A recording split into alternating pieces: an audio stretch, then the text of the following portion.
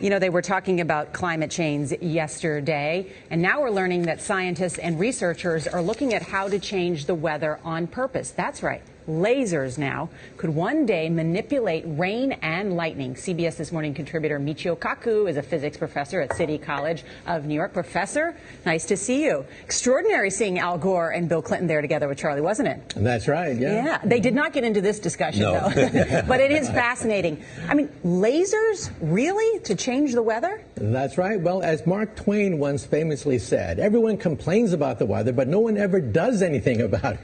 Well, instead of doing a rain dance, we physicists are firing trillion-watt lasers into the sky to actually precipitate rain clouds and actually bring down lightning bolts. This is potentially a game changer. But this is experimental. It's experimental. However, in the laboratory so far it works.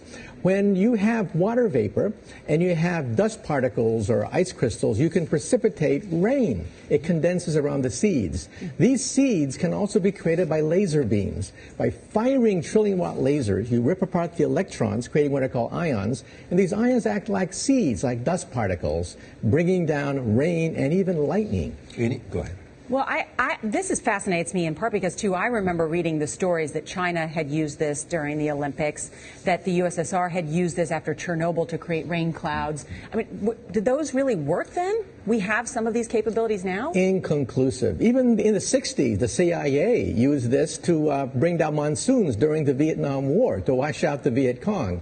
Governments have been playing with this thing. Alleged to. Alleged to, right. Yeah. Now, we realize that for decades now, these governments have been alleged to have experimented with weather control, but nothing conclusive. This time we're bringing in the laws of physics rather than simply waving our hands and uttering mumbo-jumbo. We're actually using trillion-watt lasers now. And in the laboratory, sure enough, they precipitate rain out of water vapor. Sure enough, you can actually bring down electricity down the beam. So what does it mean for drought areas that need to have rain for crops, and if they don't have them, there's the consequences of famine?